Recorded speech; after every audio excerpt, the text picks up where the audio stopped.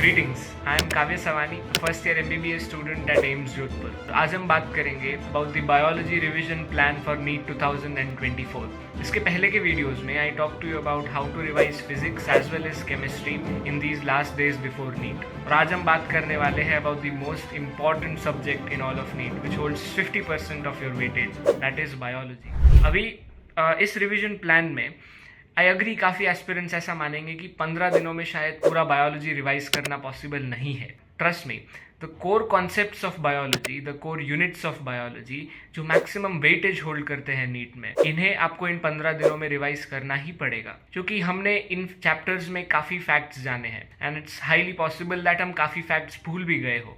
तो revision is quite important in these last days. अगर आप इन आखिरी के 15 दिनों में वो कोर कॉन्सेप्ट्स को रिवाइज कर लेते हैं तो it will help you boost your score in NEET. तो 15 दिनों में आप काफ़ी सिग्निफिकेंट चंक ऑफ बायोलॉजी को काफ़ी इजीली रिवाइज कर सकते हैं if you have a structured plan to go through. तो आज मैं आपको उसी प्लान के बारे में बताने वाला हूँ. Let's start with our revision plan. सबसे पहली बात, इस टाइम पे हर एक चैप्टर एंड हर एक यूनिट को इक्वल इंपॉर्टेंस देना ज़रूरी नहीं है. एंड इनफैक्ट अगर आपका कोई ऐसा चैप्टर है जो आपने अभी तक नहीं पढ़ा, you don't know anything about that chapter, then it would be better to leave that chapter for NEET. क्योंकि इस टाइम पे अगर आप उस चैप्टर पे फोकस करेंगे तो the areas where you could have improved and scored easily, आप उन एरियाज को मिस कर देंगे. So it is better to leave those areas which are completely untouched. बाकी अगर कोई ऐसे चैप्टर्स है जो आपको लगता है वीक है, उनके साथ क्या करना है वो मैं आपको ज़रूर बताऊंगा. So first of all, there are some units in biology जो मैक्सिमम वेटेज होल्ड करते हैं नीट में. उन यूनिट्स के बारे में आपको पता होना चाहिए because these will be the units which you will be focusing the most in 15 days. I agree 15 days is not a sufficient time to revise entire biology, but 15 days कम टाइम भी नहीं है. इन 15 दिनों में अगर आप इन इंपॉर्टेंट यूनिट्स पे फोकस करते हैं तो आपका मोटा मोटा पूरा बायोलॉजी ब्रशअप हो जाता है. तो these important units first of all is diversity in the living world, क्योंकि इनमें कुछ चैप्टर्स जैसे animal kingdom and biological classification, इनसे काफ़ी क्वेश्चंस पूछे जाते हैं. If you add up this unit it will give you about 10 questions in NEET. Apart from that these chapters are all facts. तो अगर हम उन फैक्ट्स से एक बार फटाफट गो थ्रू हो जाते हैं, if we refresh our memory with those facts, it is quite easy to score in these chapters. इन आखिरी के 15 दिनों में हम ऐसे चैप्टर्स पर फोकस करें जो हमारी मेमोरी में कभी ना कभी थे, but due to time we have been losing them. तो अगर हम ऐसे चैप्टर्स को रिवाइज करें, it would be easy for us to revise those chapters and it would also yield us a better result. तो चैप्टर्स जैसे biological classification, animal kingdom, plant kingdom, इन पे हमें इन टाइप पे ज़्यादा फोकस करना है, क्योंकि these will give us marks straight away. हमें अगर वो फैक्ट पता है, it would give us 4 marks right away. Then structural organisation in plants and animals, हमें सबको पता है. मॉर्फोलॉजी में इतने सारे एग्जाम्पल्स हैं कि हर साल एटलीस्ट 4 से 5 क्वेश्चंस मॉर्फोलॉजी से पूछे जाते हैं. So if you just revise those examples, हमने कभी ना कभी वो एग्जाम्पल्स याद करे हैं, but there might be some examples which would have slipped from our mind. अगर हम उन एग्जाम्पल्स को भी रिवाइज कर ले, हमारी मेमोरी को रिफ्रेश कर ले, तो it's quite easy to score. Then moving on to biotechnology, the most important unit in all of biology. Biotechnology से मैक्सिमम क्वेश्चंस पूछे जाते हैं. तो ये 2 चैप्टर्स ऑफ बायोटेक्नोलॉजी को आपको अच्छे से रिवाइज करना है. कैसे रिवाइज करना है वो मैं आगे बताता हूँ. Then genetics and evolution. Genetics again is the heart of biology, especially Mendelian genetics, principles of inheritance and variation. इससे maximum number of questions आपको देखने के मिलेंगे and these questions are not even hard. अगर आपको basic concepts इस chapter के बारे में पता है तो it's quite easy to score all of the questions in this unit. तो ये आपके 4 यूनिट्स होंगे जिन पे आपको अपना मैक्सिमम फोकस रखता है.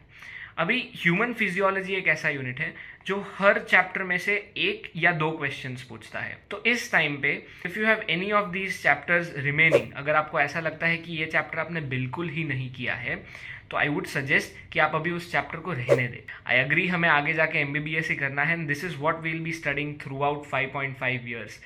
बट इस टाइम पे the wise thing to do is leave that chapter for now, क्योंकि अगर आप इस किसी चैप्टर पे फोकस करेंगे, आप हो सकता है 1 या 2 क्वेश्चंस करेक्ट करके आए, but if you shift your focus in this unit, आप अपने बाकी के क्वेश्चंस जो आप अपनी सिर्फ मेमोरी को रिफ्रेश करके सॉल्व कर सकते थे, वो मिस आउट कर देंगे.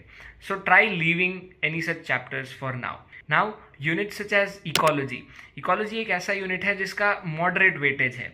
तो अगर आपका ये इकोलॉजी वाला पार्ट मॉडरेट लेवल पर प्रिपेयर्ड है, you know some things and you have forgotten some, तो ऐसे चैप्टर्स के लिए क्या करना है ये भी मैं बताता हूँ।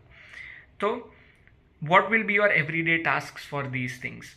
सबसे पहले ऐसी कोई चीज़ है जिसमें आपको कंसेप्चुअल रिवीजन की ज़रूरत है, आई वुड एडवाइस कि आप वन शॉट लेक्चर्स देखें। आई एग्री 15 डेज कम टाइम है, बट वन शॉट लेक्चर्स आप देख सकते हैं। There are quite concise beautiful one shot lectures available. Then I would advise कि आप एक बार प्रश्नकाल सीरीज से क्वेश्चंस भी चेकआउट करें हर एक चैप्टर के, क्योंकि हम कुछ चीज़ें पढ़ के याद नहीं रख सकते, हम तभी याद रख सकते हैं when we solve those questions.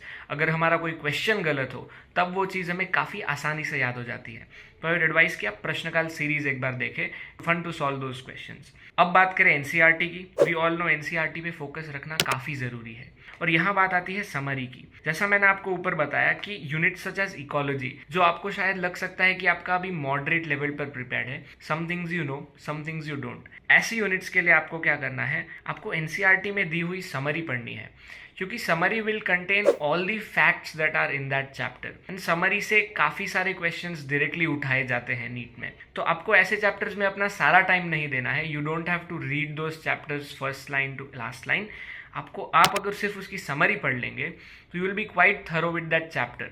Then again practise a lot of MCQs, क्योंकि अगेन आई एग्री कि बायोलॉजी में थियोरेटिकल पॉइंट ऑफ व्यू काफ़ी प्रैक्टिस की ज़रूरत होती है। You need to be quite thorough with the theory, but इस time पे इतनी सारी थियरी को वापस याद रखना माइट नॉट बी ईजी।